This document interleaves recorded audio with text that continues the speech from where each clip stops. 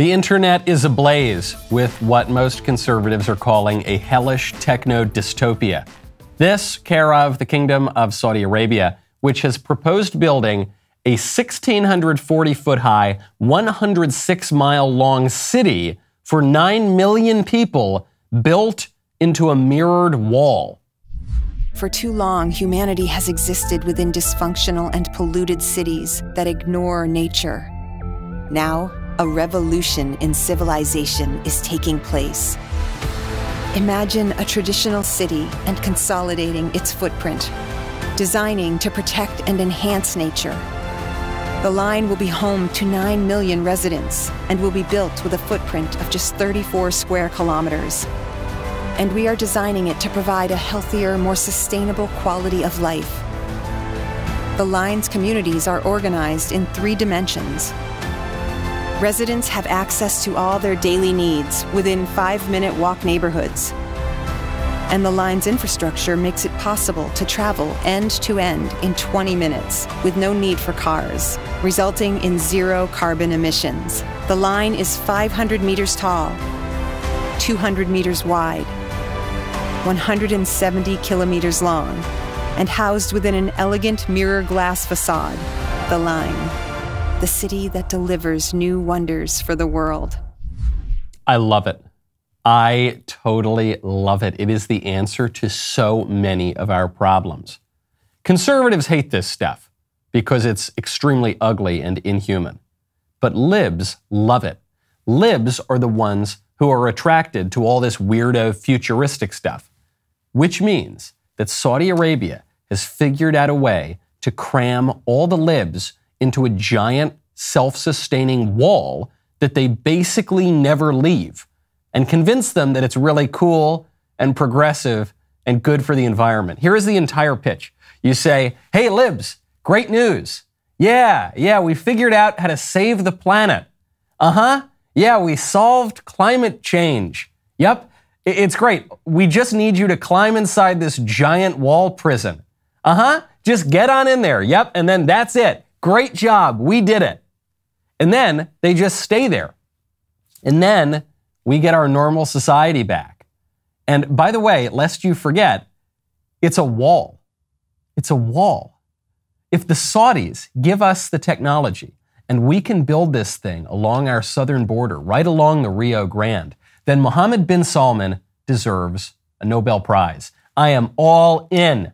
Head on over to expressvpn.com/MichaelYT. Do you think it makes sense that the same company that controls half of online retail also passively eavesdrops on your private conversations at home? What about the idea that a single company controls 90% of internet searches, runs your email service, and gets to track everything you do on your smartphone? Does that make sense? Big tech is more powerful than most countries are, and they profit by exploiting your personal data. It's time to put a layer of protection between your online activity and big tech. That's why I use ExpressVPN. Think about how much of your life is online. Every site you visit, every video you watch, every message you send, all of it gets tracked and data mined. When you run ExpressVPN on your device, your software hides your IP address, something big tech can use to personally identify you.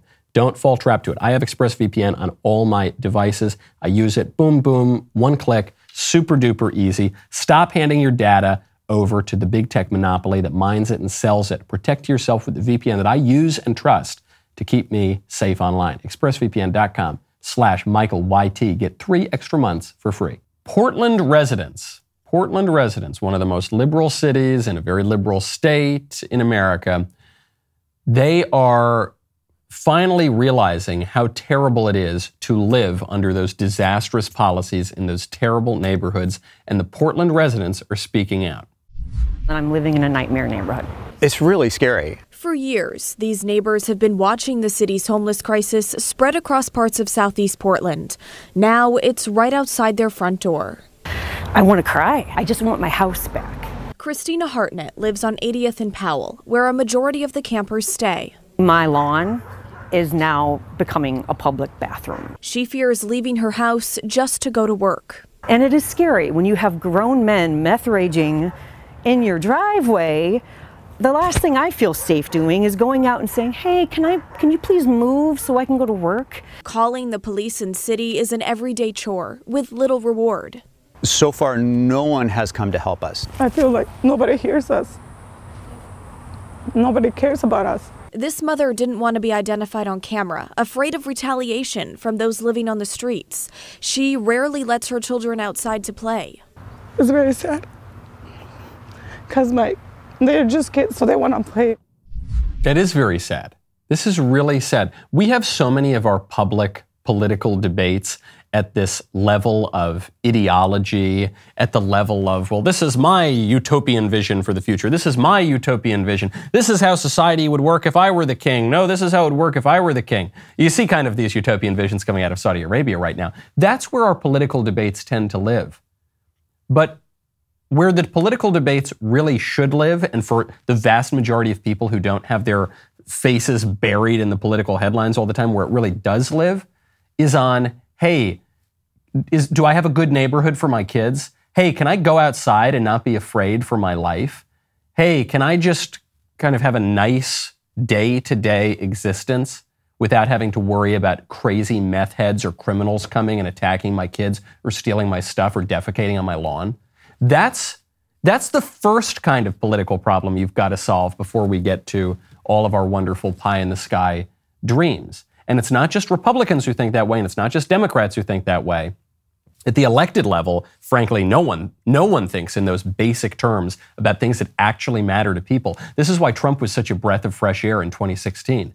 I remember vividly when he was on the campaign trail and he was asked, what are you going to do if you're president? He said, I want to give people good neighborhoods and a good place to live. And everyone, forget about the left, even everyone on the right attacked him for it, because they all got their kind of egghead, libertarian, ideologue glasses and bow ties on. And they said, well, actually, that's not the role of the federal government to provide good neighborhoods for people. And actually, no, but the only thing you can do is cut the marginal tax rate on the blah, blah, blah, blah, blah. And I think the vast majority of people heard Trump say that and said, oh, yeah, that sounds good. I want a good neighborhood. I want a good community. I want a good way of life, okay? And I want my president, with whatever power he's got, to try to improve life at a very basic level for people, okay? At the level of how do we live day by day. Those people in that video living in Portland, those are not rock-ribbed right-wing Republicans. I imagine that inasmuch as those people have any political affiliations, they are all Democrats. Just statistically, that's what we're looking at in Portland. And they know that these policies are terrible. It's not just Portland. The New York mayor, Eric Adams, has been whining for 2 weeks now about how Texas is busing illegal aliens up to New York. Illegal aliens, illegal immigration, the policy that Eric Adams supports, a total Dem policy. Now New Yorkers are seeing the consequence of that. They realize it's terrible. And on crime, too, and on homelessness, too. The New Yorkers, most of whom are Democrats, are realizing that those policies are terrible. Muriel Bowser down in D.C., the super lib Dem mayor of D.C., is complaining that red state governors are shipping illegal aliens to D.C. Super lib policy. They're just seeing the consequences of it right now. It's the Democrats realizing that. That's what Joe Biden is worried about. That's what the White House is worried about. They're not worried about angry Republicans or even Republicans being fired up and energized for the midterms. What they're really terrified of is that they're losing the moderates and they're losing the centrists and they're losing a ton of Democrats, because eventually reality reasserts itself and you're seeing the consequences of defund the police, and you're seeing the consequences of let the criminals off the hook, and you're seeing the consequences of decriminalize all the drugs, and you're seeing the consequences of destroy the economy, and you're seeing the consequences of flood the country with illegal aliens. And it takes a little while, but eventually you see the reality of that, and even the Dems don't like it, because even if they might be titillated by the pie-in-the-sky ideology, eventually, when someone is defecating on your lawn, there is pretty much no one who is so committed to his or her ideology that he will continue to support that. When you actually see the meth head tweaking on your front step, that's just not going to work. I'm so glad that you liked that clip. You know, we just hit 1 million subscribers here on YouTube. Thank you to everyone who made that happen. Let's push it up even higher. Next goal, 1 billion. So please subscribe, like, ring the bell. We'll see you next time.